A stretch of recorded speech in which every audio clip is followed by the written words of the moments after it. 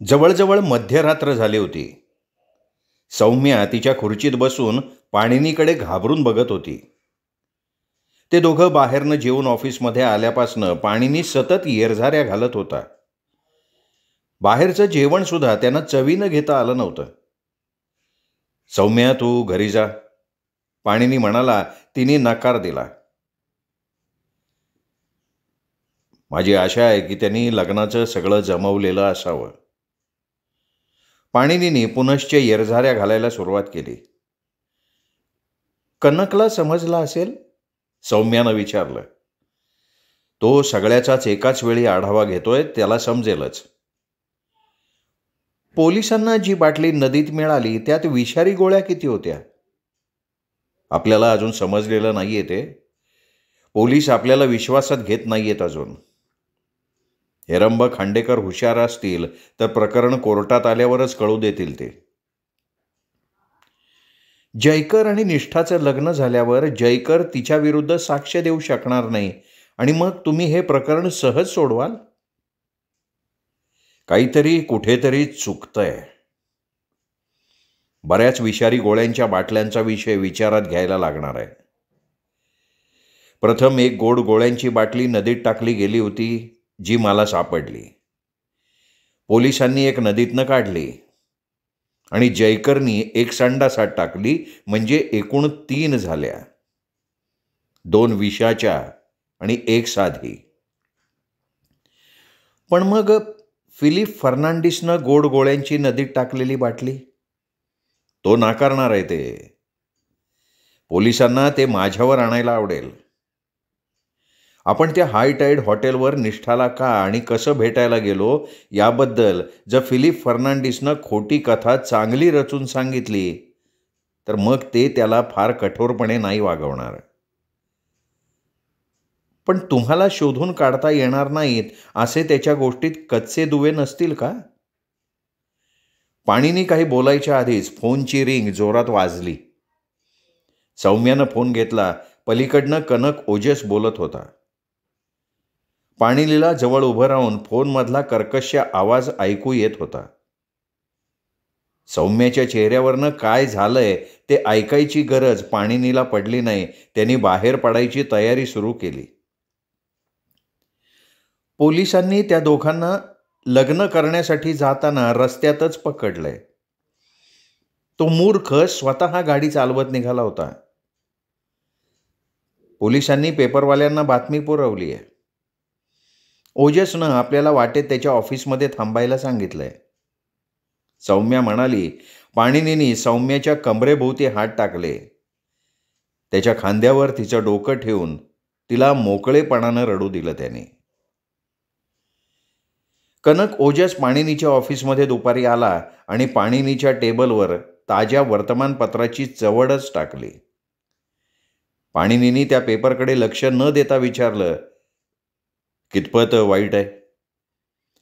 ते यात पार शेवटपर्यंत गेले. खांडेकरांनी कुठलंही विधान करायला तात्विक विरोध केला, पण आपल्या दुर्दैवानं इन्स्पेक्टर होळकर तिथे होता. त्यांनी पेपरवाल्यांसमोर विधान केलं. खांडेकरांच्या ऑफिसमध्येच. हो, आणि ते सुद्धा त्यांच्या समोर. अगदी मान डोलवत होते ते तेव्हा. इन्स्पेक्टर म्हणाला, पाणिनी विरोधी वकील असताना अनेक प्रकरणात त्याला अगदी सहज बाजूला केलंय. नदीतून काढलेल्या साध्या गोळ्यांच्या बाटलीनं पोलिसांच्या डोळ्यात अजिबात धूळफेक झालेली नाही. पाणिनी त्यांच्या लक्षात आलं की जयकरच्या लॅबमधूनच निष्ठानं सायनाईड आणलं. म्हणूनच जयकर जेव्हा त्याच्या घरी आलाच नाही तेव्हा त्यांनी कसून तपास चालू केला. त्यांना जयकर त्याच्या नेहमीच्या रेस्टॉरंटमध्ये एका माणसाला भेटलेला दिसला आणि त्याचं वर्णन पाणिनीशी जुळतंय. ते दोघं लग्नासाठी एकत्र जातील या अंदाजाने त्यांनी सापळा रचला आणि त्यात ते अलगदपणे त्यांच्या हातात सापडले.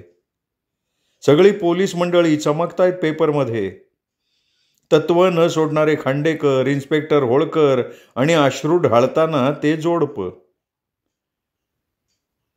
फिलिप फर्नांडिसचं काय? नव्याने काही कळलं? नाही, नव्यानं काही नाही, पूर्ण शांतता आहे. तुला हा पेपरचा गठ्ठा वाचायचा आहे? नाही, आता नाही. आपल्याला कबूल करायलाच पाहिजे की आपल्याला मोठा दणका बसलाय. 1 ते 9 आकडे मोजून झालेत पंचांकडनं. आपल्याला पुन्हा उठून लढायला लागेल, पण त्यांनी वेदना होतील. मला सांग, निष्ठाच्या भूतकाळाबद्दल काय? तुला काहीतरी समजलं होतं ना? ही घटना ना 25 वर्षांपूर्वीची आहे, जेव्हा तिच्या आईला परेरानं त्याची खाजगी सेक्रेटरी म्हणून ठेवलेलं होतं. अरे बापरे, म्हणजे तुझ्या म्हणण्याचा अर्थ असा तर नाही की ती परेराची मुलगी असेल? नाही, असा एकदम घाईघाईत अर्थ काढू नकोस. ठीक आहे, मग तू तुझ्या पद्धतीनं सांगत राहा कनक. परेरा आणि वरुण व्यास नावाचा एक माणूस भागीदारीमध्ये बांधकाम व्यवसायात होते. निष्ठाची आई रेवती निरगुडकर त्यांची सेक्रेटरी होती. हिशोब तिच्या डोक्यात इतके पक्के असत की हिशोब निसाला तेच काम करायला अर्धा तास लागे. फोन घेणं, निर्णय घेणं, अशा अनेक गोष्टीत ती तरबेज होती. आता परेरा आणि व्यास दोघंही तिच्यावर प्रेम करायचे. वरुण व्यास विवाहित होता. रेवतीला तो आवडायचा, पण कुणीतरी वरुणच्या पत्नीचे कान भरले आणि त्याचं निमित्त करून तिने वरुणला भागीदारीतला हिस्सा काढून घ्यायला लावला. त्याची मिळकत हडप करायचा प्रयत्न केला. ती पैशाची भुकेलेली होती. ती वरुणकडे तगादा लावायची. शेवटी नाईलाजानं वरुण आणि रेवती यांनी योजनाबद्ध रीतीनं धंद्यातली थोडी थोडी रक्कम बाजूला काढून एका फंडात ठेवली, जेणेकरून वरुणला त्याच्या पत्नीशी तडजोड करण्यासाठी रोख रक्कम उपलब्ध होईल. वरुणला पत्नीकडून घटस्फोट मिळाल्यावर रेवती आणि वरुण लग्न करणार होते. असं असताना ज्या अर्थी निष्ठा वरुणचं आडनाव लावत नाही आणि निरगुडकर हे आईचंच आडनाव लावते, त्या अर्थी वरुणनं गोळी घालून आत्महत्या करून घेतली आणि त्यानंतर 7.5 महिन्यांनी निष्ठाचा जन्म झाला. रेवती अडचणीत येईल असं कृत्य का केलं त्याने? असं असेल की जेव्हा रेवतीला कळालं की तिला बाळ होणार आहे, तेव्हा वरुणला लक्षात आलं की आपण संपलो. त्याच्या बायकोला त्याच्यावर व्यभिचाराचे आरोप करायला निमित्तच मिळालं आणि ती अशाच काही संधीची वाट बघत असणार. आणि त्यानंतर रेवतीने नोकरी सोडली. तिचं काय झालं कोणाला माहिती नाहीये. तिने मुलीला जन्म दिला आणि नंतर काही महिन्यात ती गेली. आता इथे एक महत्वाचा मुद्दा येतो. तिने एक पत्र सीलबंद करून तिच्या बँकेत दिलं होतं आणि सूचना देऊन ठेवली होती की तिची मुलगी 18 वर्षांची झाल्यावर तिला ते पत्र द्यावं. त्यात काय लिहिलं होतं हे सांगणं अवघड आहे, पण एक अंदाज आहे की निष्ठा अनावरस होती हे त्यात लिहिलेलं असावं. पण तिने आणखीनही बरंच काही लिहिलं होतं, ज्यामुळे निष्ठाला बराच विचार करायला भाग पाडलं. त्या पत्रानंतर 30 दिवसात ती परेराला भेटली. त्यांनी तिला आपल्याबरोबर घरात राहायला आणलं. तिला शिक्षण द्यायला सुरुवात केली. पण त्यांच्यात काहीही मायेचा ओलावा नव्हता, उलट तो तिला घाबरवायचा. थोडक्यात काय की त्या पत्रात असं काहीतरी होतं की त्यामुळे सगळं चित्र बदललं. कदाचित भागीदारी संपुष्टात आणताना परेरानं त्याच्या भागीदाराला फसवलं असणं, वरुणच्या मृत्यूत काही गूढ असणं, ती आत्महत्या नसणं, परेरानंच गोळी घालून आत्महत्या भासवली असणं, असा काहीतरी उल्लेख त्या पत्रात असावा. मला त्यात काय लिहिलं होतं ना ते हवंय. अरे, सरकारी वकिलांना सुद्धा तेच हवंय. आपल्याला अजून यात हवा तसा ब्रेक मिळत नाहीये. आपल्याला काही गोष्टी सिद्ध करण्यासाठी जे शोधून काढायचंय त्याकरता हे पत्र पुरावा म्हणून वापरता येणार नाही, पण सरकारी वकिलाला मात्र पत्र खुनाचा हेतू सिद्ध करण्यासाठी वापरता येईल. सरकारी वकिलांच्या दृष्टीनं बघ, परेरा आणि तिला परस्परांबद्दल प्रेम नव्हतं, पण पत्रातल्या मजकुराच्या आधारे तिने त्याला घरी आणायला भाग पाडलं, शिक्षण द्यायला भाग पाडलं. ती अनवरस असल्यानं आपल्या कौटुंबिक मित्र असलेल्या जयकरशी लग्न करायला परेराचा विरोध होता. कालांतरानं परेरा मेला आणि निष्ठाने डॉक्टरांच्या समोर खुनाची कबुली दिली. अरे मग या सगळ्याला तू कसं खोडून काढणार आहेस पाणीनी? मला याची उत्तरं माहिती व्हायला हवी असतील ना, तर मला वकिलापेक्षा जादूगार व्हायला लागेल. पोलीस याची माहिती घेऊ शकतात का?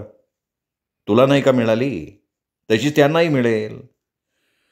पण तुला एक फायदा आहे पाणीनी, तू थेट निष्ठाला विचारू शकतोस की पत्रात काय होतं. अरे पोलीस सुद्धा विचारून माहिती घेऊ शकतात. कसं काय? हातानं कपडे पिळायची खूण करून पाणिनीनी ओजसला काय ते सुचवलं. निष्ठाला अटक झाली होती. पाणिनी तुरुंगातल्या एका खोलीत तिला भेटायला आला होता. पडद्याच्या पलीकडे ती शांतपणे आणि समाधानी चेहऱ्यानं बसली होती आणि नेहमीपेक्षा जास्तच सुंदर दिसत होती. मला तुम्ही साक्षीदाराच्या पिंजऱ्यात उभे करणार आहात? हे बघ, एक गोष्ट स्पष्टपणे ध्यानात घे. तुला पिंजऱ्यात उभं केलं तर आईने तुझ्याकडे दिलेल्या त्या पत्राबद्दल तुला सांगावंच लागेल. त्यामुळे त्यात काय मजकूर होता हे मला समजायला हवं. मी तुम्हाला सांगितलं ना की मी ते कधीही कुणालाही सांगणार नाही. हे बघ, तुझा वकील म्हणून मला ते माहिती असणं गरजेचं आहे. तुला समजत नाहीये की परिस्थिती किती निराशाजनक आहे. खांडेकर, सरकारी वकील तुझ्यावर ब्लॅकमेलचा आरोप ठेवणार आहेत. तू जोसेफ परेराला त्याच्या घरी तुला आणायला, तुझं शिक्षण पूर्ण करायला, त्याच्या मृत्यूपत्रात उर्वरित वारस म्हणून तुझं नाव लावायला त्याला भाग पाडलंस म्हणून. आणि त्यामुळे न्यायाधीश एवढे पूर्वग्रह दूषित होतील की तू त्याला विष दिल्याचा थोडा जरी पुरावा सादर झाला तरी तू खुनी असल्याचा निवाडा देऊन टाकतील ते. मग आपण काय करू शकू? आपण विरुद्ध विधानं करू आणि त्यांना दाखवून देऊ की तू तसं ब्लॅकमेल केलेलं नाही आहेस. तुम्हाला हे कधी लक्षात नाही का आलं की मी या पत्राचा खुलासा करण्याचा प्रयत्न केला नाही कारण सरकारी वकील बरोबर आहेत? पाणिनीनी भुवया उंचावल्या. मी केलंय ब्लॅकमेल त्याला, आणि आणखीन काही गोष्टींसाठी नाही केलं याची मला खंत वाटतेय. पाणिनीनं दचकून तिचं बोलणं कोणी ऐकलं नाही ना याचा कानोसा घेतला. हे बघ, तुझ्या आवाजातली ती कटुता आहे ना, ती काढून टाक. परेरा खुनी होता माझ्या वडिलांचा. त्यामुळेच माझ्या आईला सुद्धा प्राण गमवावे लागलेत. तुझ्या आईने दिलेल्या पत्राचं काय केलंस तू? मी जाळून टाकलं ते. काय होतं त्या पत्रात? आईने मला खुलासा केला होता की माझा जन्म विवाह बंधनातूनच झालेला होता आणि बरंच काही.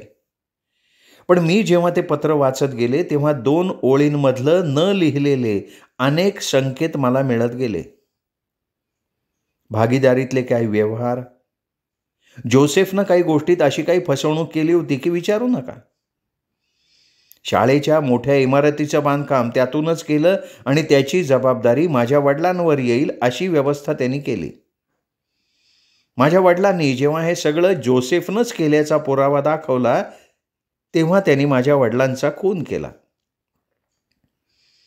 माझ्या आईने एक पत्र बँकेत ठेवून दिलंय हे जोसेफला माहिती होतं, पण त्यात काय लिहिलंय याची त्याला कल्पना नव्हती आणि त्याच गोष्टीची त्याला भीती वाटत होती.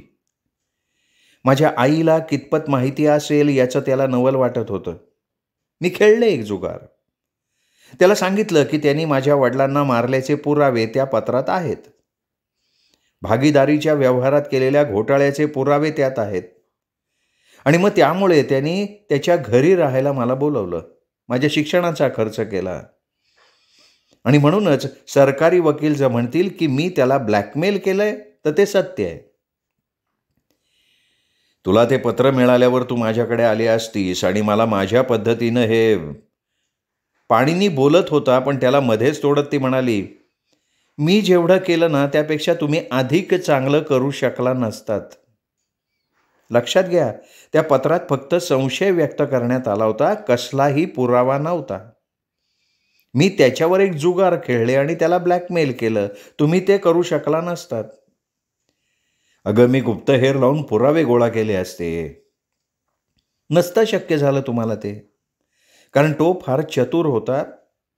पण कालांतराने त्याला कोणी पिन मारली माहिती नाही, पण त्याच्या लक्षात आलं की मी नुसतीच पोकळ धमक्या देतीये त्याला. म्हणूनच मी आणि निमिष जयकर जेव्हा प्रेमात पडलो तेव्हा त्यांनी त्याचं हुकमी हत्यार बाहेर काढलं आणि सांगितलं की मी जर लग्नाच्या निर्णयावर ठाम राहिले तर मी ब्लॅकमेलर असल्याचं आणि अनवरस मुलगी असल्याचं जयकरच्या कुटुंबाला सांगेल तो. आता सांगा पाणीनी, माझ्यावरच्या या खटल्यावर कितपत परिणाम होईल? असं दिसतंय की जणू काही तूच त्याला मारलायस. मलाही तसंच वाटतंय. आणि तुमच्या देहबोलीवरून तरी मला फार संधी आहे असं मला नाही वाटत. पाणीनी उठला, बाहेर गेला. पत्रकार बाहेर होते, त्यांना सामोरा गेला. चला बोला, काय हवंय तुम्हाला? निष्ठाची हकीकत हवी आहे, एक पत्रकार म्हणाला. निष्ठाची हकीकत तुम्हाला उद्या कोर्टातूनच समजेल. बरं, मग त्या प्रकरणाबद्दल सांगा. बचाव पक्षाची स्थिती काय आहे? माझी अशील ही योगायोगानं घडलेल्या परस्पर विरोधी घटनांची शिकार बनली आहे, पाणिनींनी उत्तर दिलं. राज्य सरकार विरुद्ध निष्ठा निरगुडकर असा खटला उभा राहिला तेव्हा पत्रकारांच्या दृष्टीनं त्यात हवी ती सगळी नाट्यमयता होती. पत्रकारांनी आरोपीचा अत्यंत सुंदर म्हणून उल्लेख करून आधीच प्रसिद्धी दिलेली होती. आता हे सर्व श्रुत झालं होतं की तिच्यावर प्रेम करणाऱ्याला आता तिच्याच विरुद्ध साक्ष देण्यासाठी सक्ती केली जाईल, कारण पळून जाऊन लग्न करण्यापूर्वीच ते पकडले गेलेले होते. अशी ही एक वदंता होती की सरकारी वकील असं सिद्ध करणार आहेत की वरपांगी लाजाळू आणि सुंदर दिसणारी आरोपी ही प्रत्यक्षात अत्यंत थंड माथ्याची ब्लॅकमेलर आहे. आणि जेव्हा परेरानं तिच्या या ब्लॅकमेलिंगला न घाबरता तिला जयकरशी लग्न करायला विरोध केला तेव्हा तिने त्याला विषप्रयोग करून मारून टाकलं. याशिवाय या खटल्यात अनेक कायदेशीर बाबींचा थरारच होता. आरोपीचा वकील पाणिनी पटवर्धन हा आपल्या नाट्यपूर्ण आणि अपारंपरिक क्लृप्त्यांसाठी मानला जातो. तोच अशा क्लृप्त्या लढवताना रंगेहात पकडला गेलेला होता. साध्या गोळ्यांची बाटली नदीत टाकून पाणिनींनी पुराव्यात गोंधळ निर्माण केला असं सिद्ध करण्यात जरी अडचण असली तरी सरकारी वकील तशा प्रयत्नात होते. औषधाच्या अंमलाखाली असताना डॉक्टरांसमोर टेप रेकॉर्डरवर आरोपीनं दिलेला कबुली जबाब हा पुरावा म्हणून ग्राह्य धरला जाऊ शकतो का? हा एक तांत्रिक आणि कायदेशीर मुद्दासुद्धा होता. या क्षेत्रातल्या वर्तुळात असं बोललं जात होतं की या खटल्यात पाणिनीला बचाव करण्यासारखं फारसं काहीही नाही आहे. सतत कायदेशीर त्रुटी काढत राहणं, तांत्रिक बाबींवर हरकती घेणं, असं करून खटला लांबवणं एवढंच पाणिनीच्या हातात उरलेलं आहे. तो हा खटला जिंकू शकेल का, यावर 10-1 या प्रमाणात पाणिनीच्या विरोधात सट्टे लागलेले होते. आणि आता हेरंब खांडेकर कोर्टाच्या आवारात शिरत होते. खांडेकरांनी केलेलं प्राथमिक भाषण म्हणजे बचाव पक्षाला तिखट पण सभ्य शब्दात वाहिलेली शिव्यांची लाखोली होती.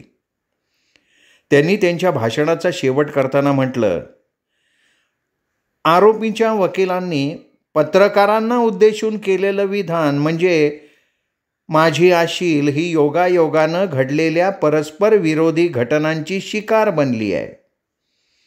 तर आम्ही सिद्ध करणार आहोत की आरोपी ही योगायोगानं नाही तर जाणून बुजून खुनी ब्लॅकमेलर झालेली आहे. एवढं बोलून त्यांनी कमरेत वाकून नाटकीपणानं न्यायाधीशांना अभिवादन केलं आणि दमदार पावलं टाकत वकिलांसाठी राखून ठेवलेल्या आसनावर जागा अडवल्यासारखे बसले. त्यांचा आवेश असा होता की विरोधी पक्षाला नेस्तनाबूत करायची ताकद त्यांच्यात होती. बचाव पक्षाला काही बोलायचं आहे का, न्यायाधीशांनी विचारलं. आत्ता यावेळी नाही बोलायचं, पाणिनी म्हणाला. म्हणजे प्राथमिक भाषण करण्याची गरजच नाही आहे, कारण खांडेकरांनी जे सिद्ध करायच्या वल्गना केल्या ते कधीही सिद्ध होऊ शकणार नाही. एवढ्याच बोलण्यातनं पाणिनींनी खांडेकरांच्या लंब्या चवड्या भाषणातली हवाच काढून घेतली. न्यायाधीश हिरण्यगर्भ सरकारी वकिलांकडे वळून म्हणाले, ठीक आहे, तुमचा पहिला साक्षीदार बोलवा. डॉक्टर नितीन राजे खांडेकरांनी नाव पुकारलं. श्रोते हो, अभय बापट लिखित सायनाईड या कादंबरीचा हा भाग इथेच संपला. पुढचा भाग ऐकण्यासाठी उद्या भेटूयात दीपक रेगे कथाकथन चॅनलवर. तोपर्यंत नमस्कार श्रोते हो.